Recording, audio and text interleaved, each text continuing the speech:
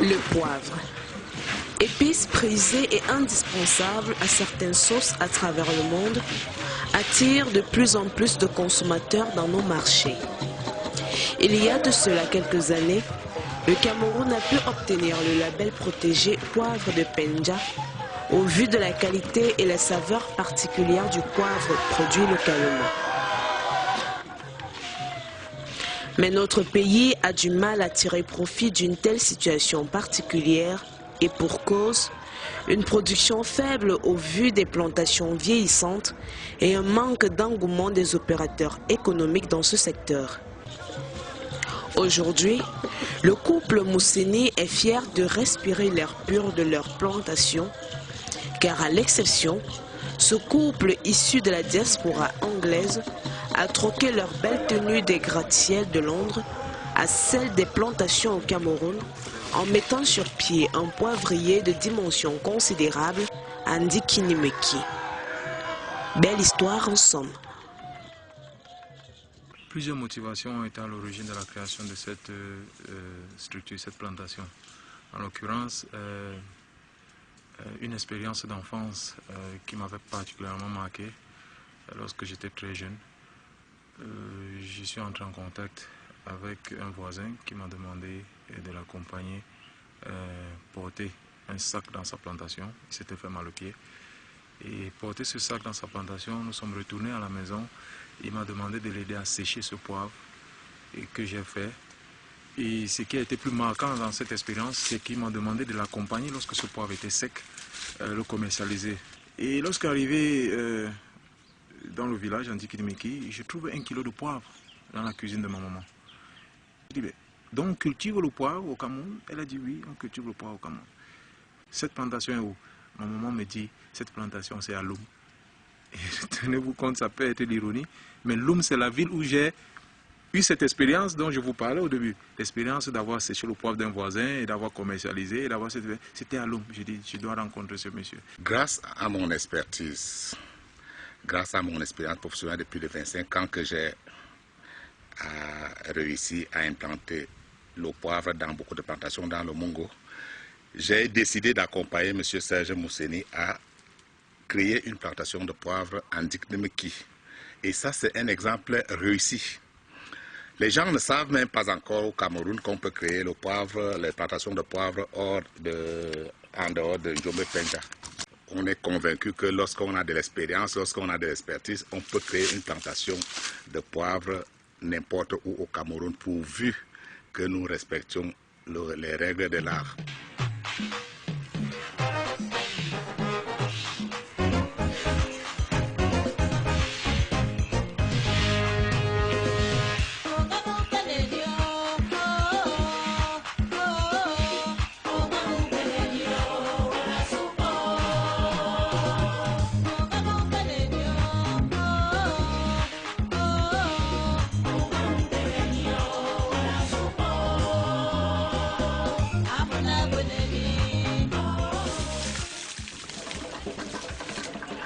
Le respect de la règle de l'art, une disposition fondamentale pour la création d'une plantation de poivre.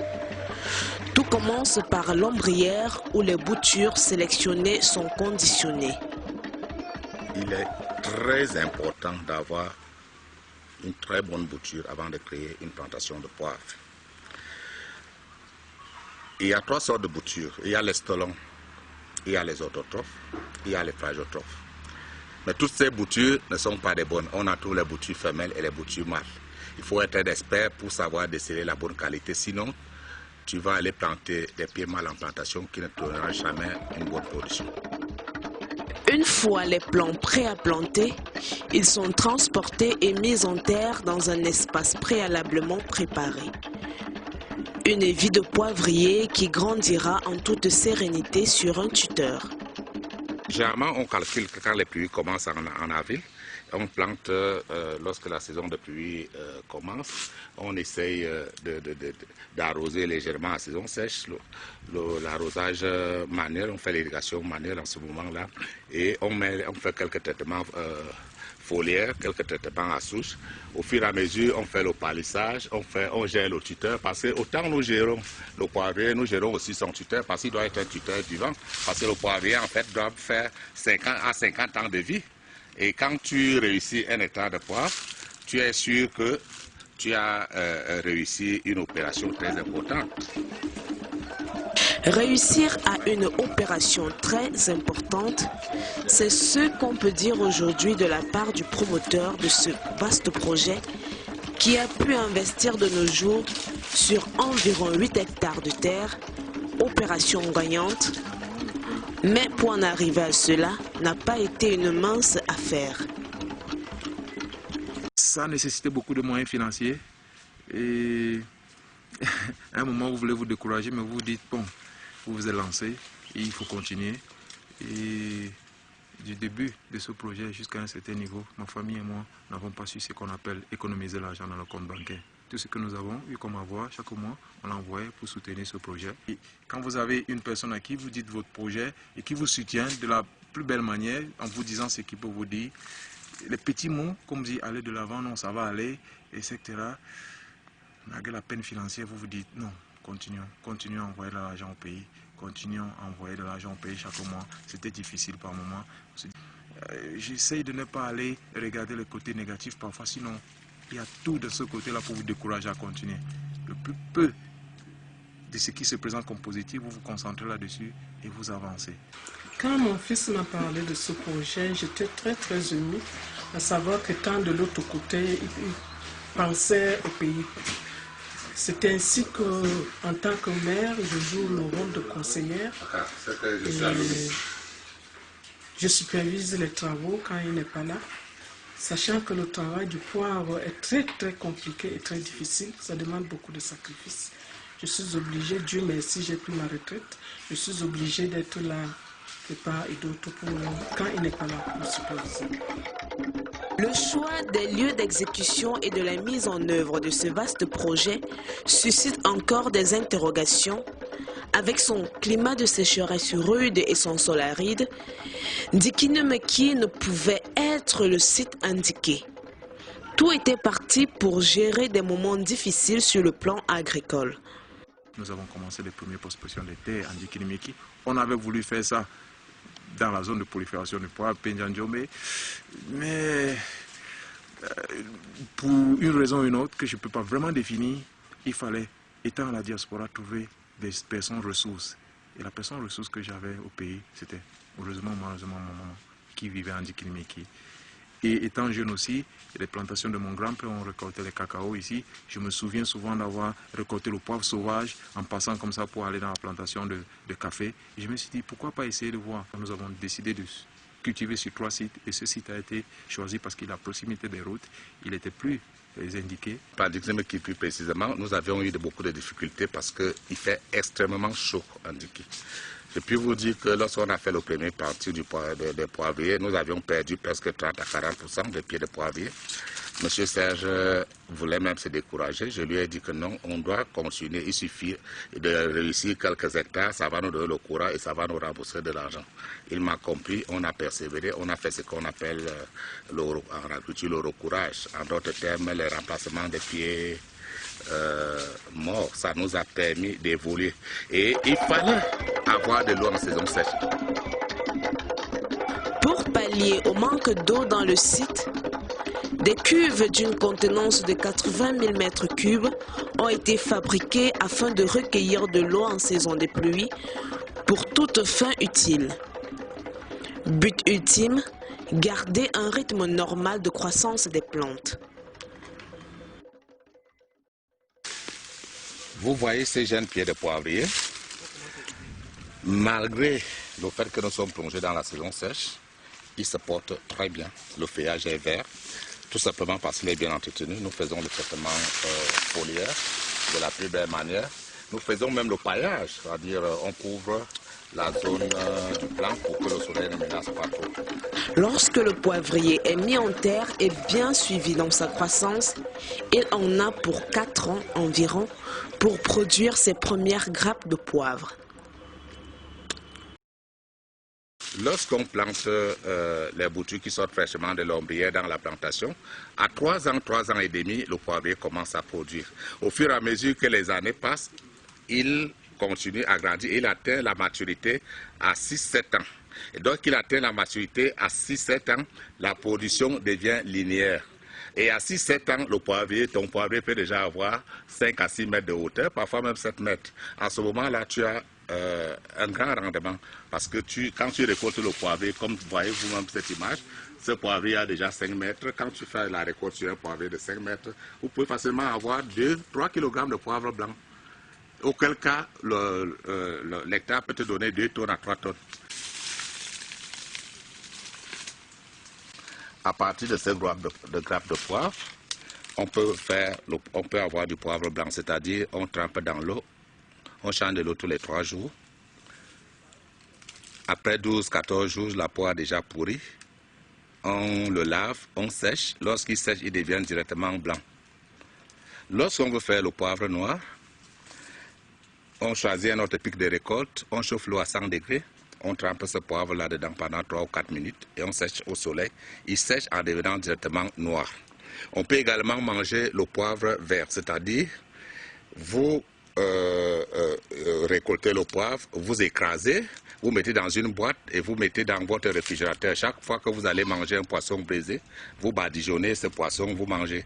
Si vous êtes même à table, vous voulez mettre dans votre plat pour rendre la sauce plus délicieuse, vous mettez ce poivre.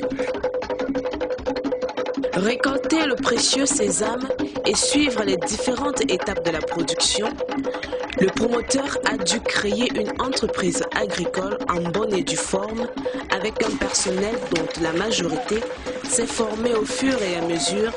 Et ici, tout est basé sur l'ordre et la bienséance.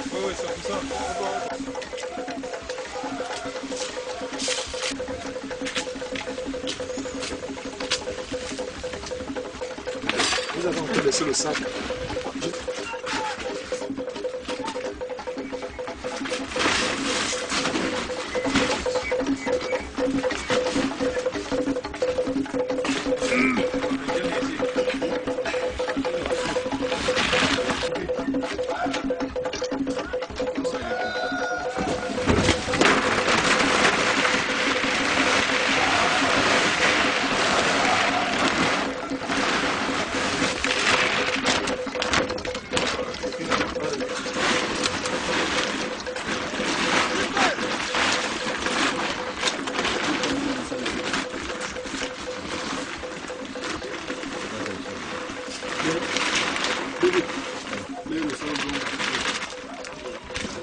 The harvesting of today has given the first harvesting for the break time is 348 kilograms. C'est une opportunité inlassable de pouvoir lutter contre l'exode rural, de pouvoir empêcher la jeunesse de partir des villages et d'aller en ville pour être à la dérive de tout ce que nous connaissons. Avoir une culture comme celle-là, avec un potentiel de revenus immense, dans les villages, permettra à la jeunesse de gagner leur pain décemment si on gère ce projet très bien. Pour poursuivre avec le processus de transformation, la récolte est transportée à la station créée pour la circonstance. Nous sommes ici dans notre station qui nous sert de lieu de lavage et de trempage de poivre. Nous l'avons construit il y a de cela quelques années pour essayer de pallier aux exigences liées à la croissance de notre production. Et ça nous sert de trempage et de lavage de poivre.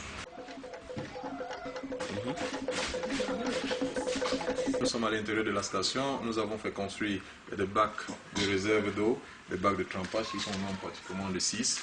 Et nous avons le lieu de lavage de ce côté-là.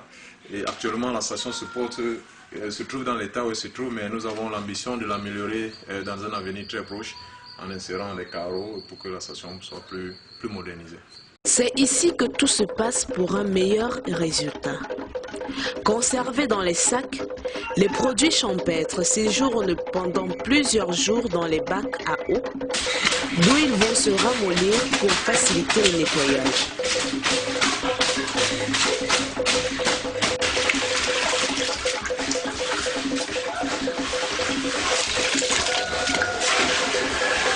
Je veux les cartons. Madame Edo, tout bon. Madame Marie, il faut poser la passoire, il faut verser sur la passoire. Parce que les quelques grains qui partent, c'est important à l'endroit de la journée.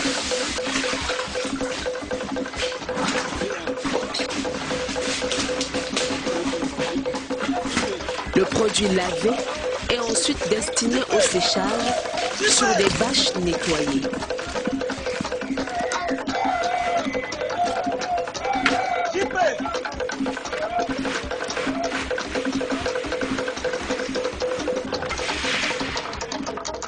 C'est du sourire pour le promoteur et son équipe au vu de la récolte toujours grandissante.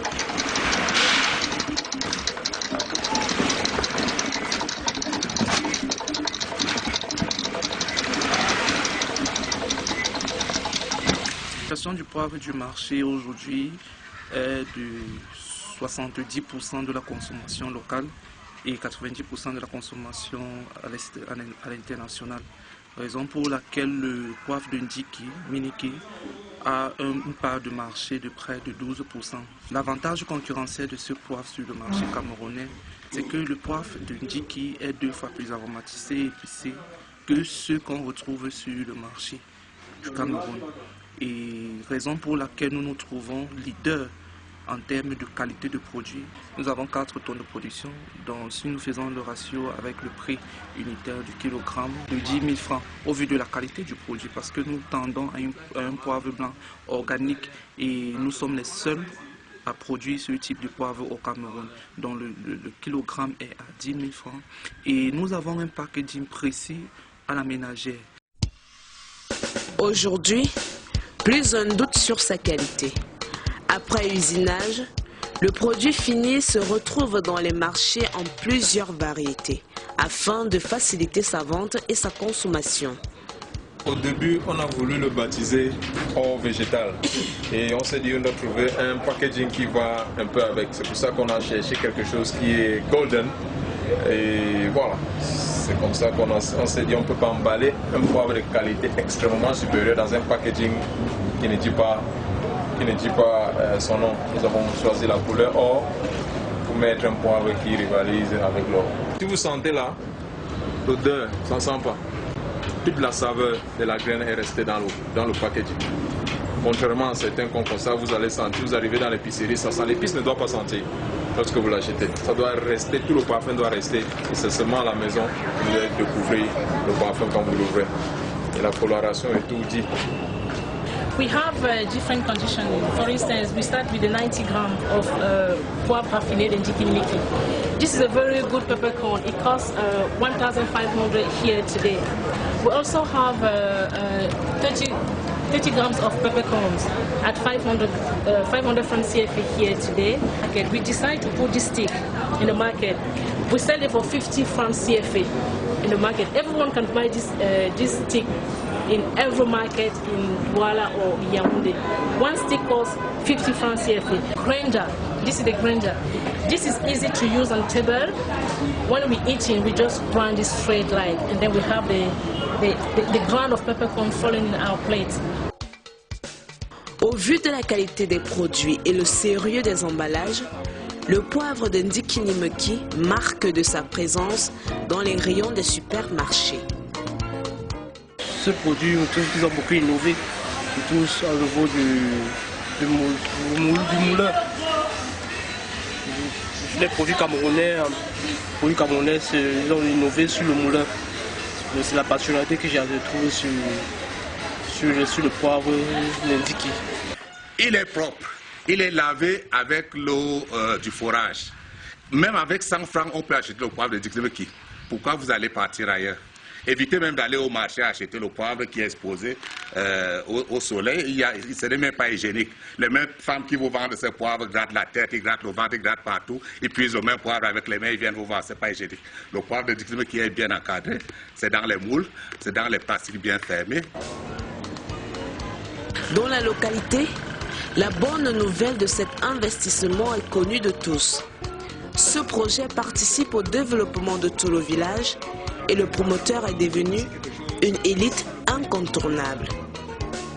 Aujourd'hui, ça fait la fierté de savoir que ce n'est pas seulement vous qui pouvez parler localement de ce projet, mais les autorités de la ville et tout le monde qui parle, qui entend parler de ce projet.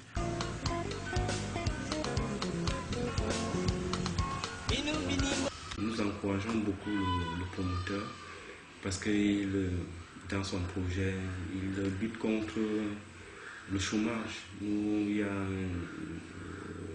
la population dynamique, les jeunes qui l'emploient. Et nous voulons aussi encourager d'autres jeunes, d'autres personnes de se lancer dans cette production, la production du poivre, le poivre d'Indikinimiki. Et qu'à travers ce poivre, ce produit local, notre avancement puisse être connu déjà au pays et pourquoi pas hors de nos frontières. S'il a pris ce courage pour venir s'installer chez lui, créer de l'emploi, je dirais à plus d'un titre, c'est un modèle de la diaspora. C'est un modèle de la diaspora qui pense qu'il faut aller apprendre et le grand développement, la création de richesses, c'est chez soi.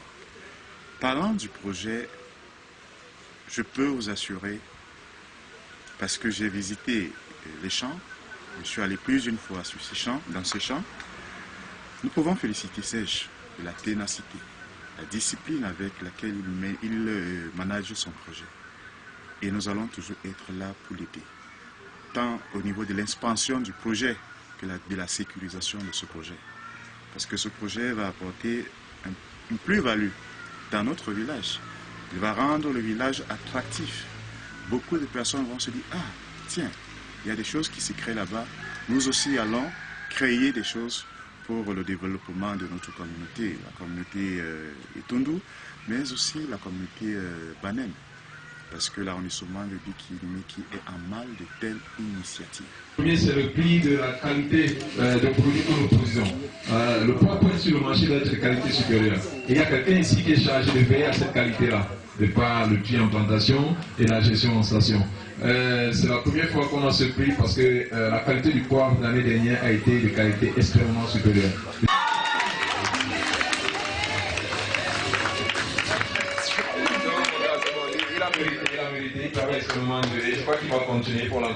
Remettre des prix aux plus méritants, c'est une stratégie du promoteur pour encourager sa troupe à un meilleur rendement. C'est aussi une occasion de communier ensemble. Aujourd'hui, ce succès que ventile ce projet est aussi reconnu et encouragé au-delà de nos frontières.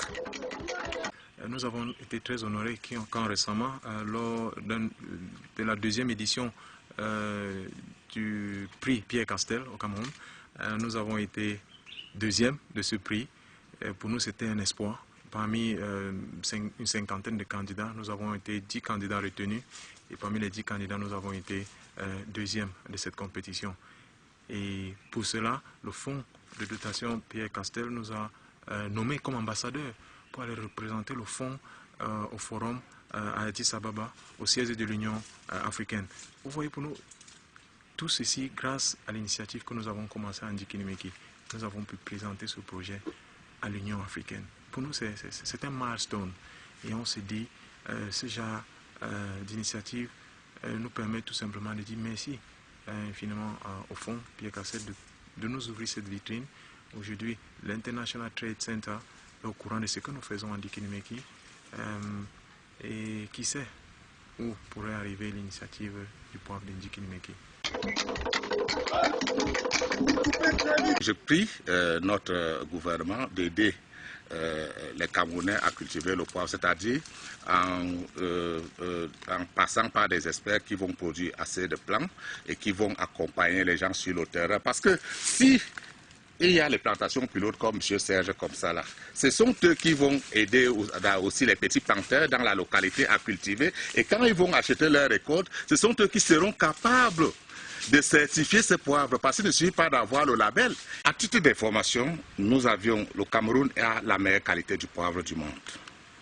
Pas parce que nous sommes les plus grands experts, mais simplement parce qu'on a eu la chance d'avoir des très bons sols et un bon climat.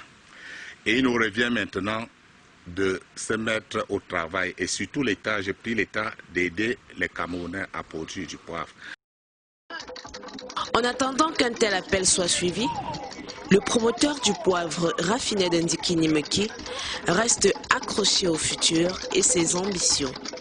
Étendre un tant soit peu quelques hectares de terre à sa conquête.